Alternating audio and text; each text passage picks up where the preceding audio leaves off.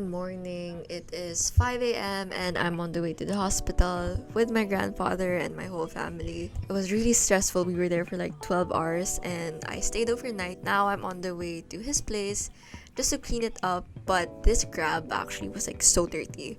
It makes me really scared to go back to a grab. I feel like angkas is so much better and so much faster. Going back, I was really hungry. I ate tapsilog agad. Cleaned the place for a bit. After that, my boyfriend picked me up and he even gave me food. So, thank you. Color, this is what the makeup I put onto my face and body. I'm using this one by Interesting Scandals. Need to be focused for this.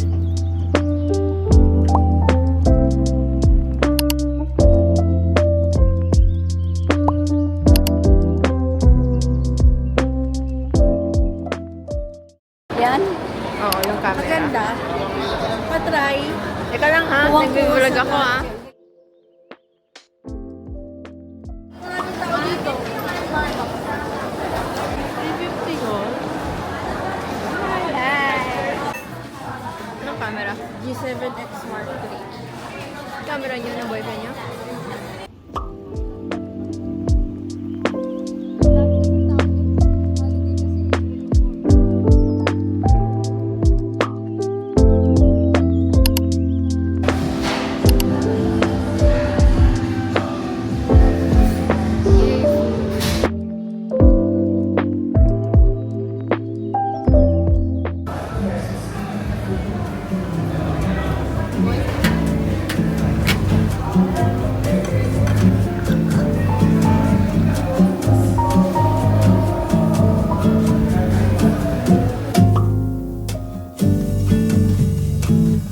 Precisei sair pra poder voltar, ver o tempo bem fechar,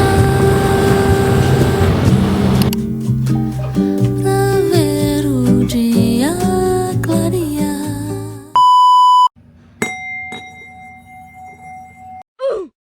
Today is a Saturday and after a few days of so much things to do, paalis-alis, I wanted to really rest today. Kasi ang dami kong pasalig. Let me show you. May pasa ako dito and dito. My body is like hurting. It's going to be Christmas season, so we have like lots of things to do when it comes to work, with family, personal things. And I'm actually planning for 2024. So it's really like a lot. Today I worked out, I meditated. Like I really took this time to have like a really slow morning routine. I even watched like a few Netflix series that I love. I'm obsessed with Can't Buy Me Love from Netflix and Senior High.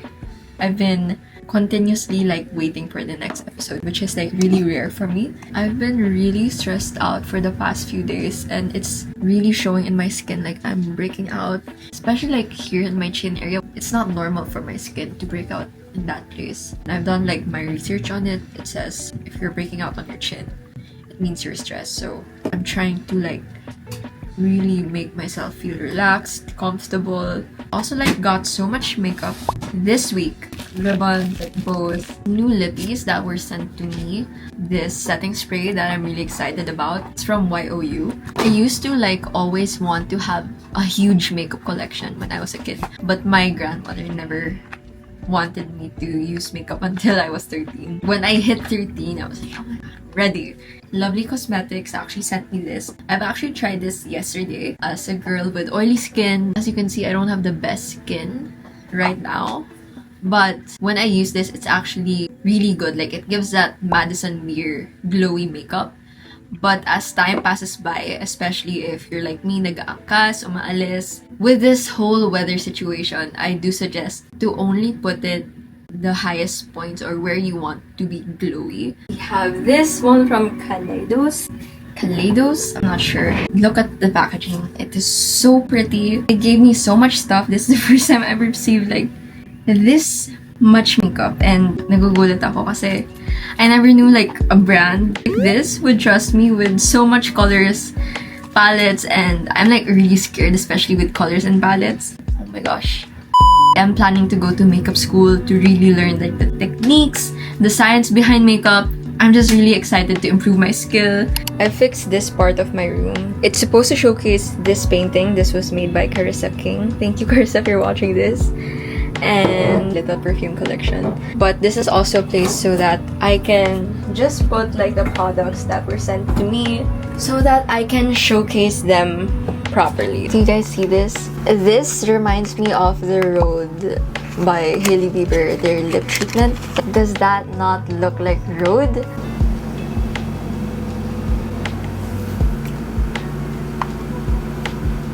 Definitely gives like that hydration, but I still feel like there are parts of my lips where it's still dry. It's not sticky. You will actually feel the weight of it, but it's not that heavy. Let's see if I get an allergic reaction to it, but hopefully hindi. Oh my god. Oh my god.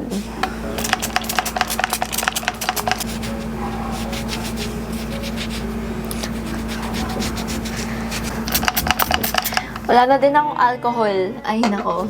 They also actually gave me like makeup brushes. I was actually about to buy makeup brushes for blush and blush. The packaging for Kaleidos is so cute. Oh my god, do you guys see that? Wow. Guys, ang ganda. What the heck? Let's appreciate their packaging. I made an IG reel. So if you guys want to see that, it's on my IG. Follow me na. Para makita nyo, ang ganda talaga. Oh my god. Ay shit, di siya kasha, Lord.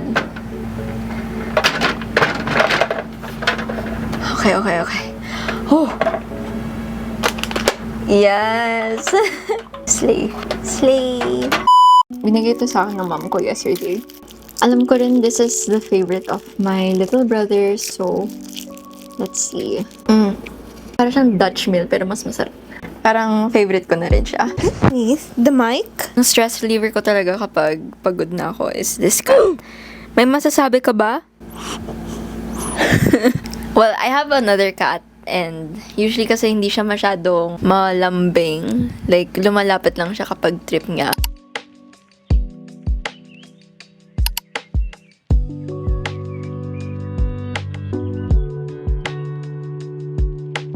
I am currently filming TikTok videos.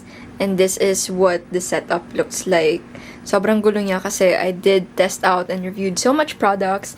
And at the same time, like, can you guys see? I did finish this makeup look. I thought na it would be pangit kasi, first of all, yung blush. I tried out so much products. I tried out different blushes. I'm actually using a different blush. And it was so pigmented, so it would just not complement the eyes. So, ang ginawa ko is, I put foundation again on top para lang mag-lessen yung pigment ng blush and magbigay ng focus sa eyes and the lips. And look at that, to. And this is like less than 100 pesos, guys, ha? Less than 100 pesos and ang ganda niya. Like, look at my eyes. If you see it, ang ganda ng mata ko. Slay. I've been using yung Kaleidos for my lips and ang ganda niya. No filters or anything.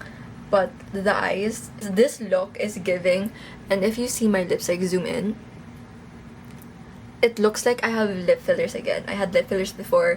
That's a whole nother story, pero there are no lines and wala pa akong nakikita. No lippy has achieved this smooth lip filler looking like 100% mukha talagang nagpa-lip fillers ulit. Kasi na-blur out niya talaga yung wrinkles ko and it's just juicy, plump, and ang ganda yan. Super hungry na ako. I ordered this spicy chicken and I always make sure na sana breast part for the protein. I love KFC. I love KFC, bonchon. Ayoko lang yung chicken na McDo.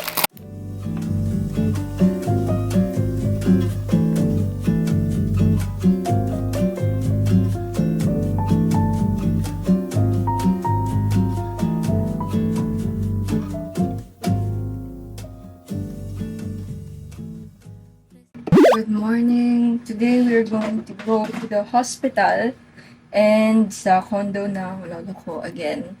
Although it's a Sunday kasi I do have things to catch up on, pero I might just do it na lang doon sa hospital.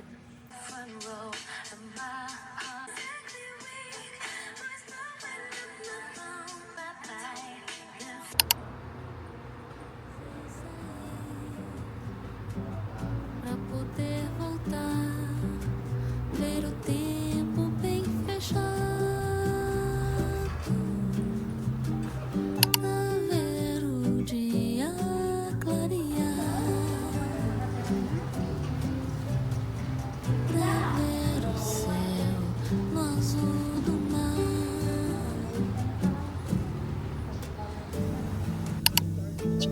Precisei perder pra poder ganhar.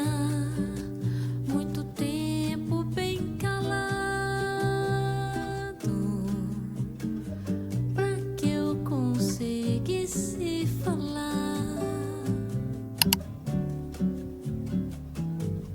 coisas que alguém vai escutar. Um dia você verá que um sorriso e uma companhia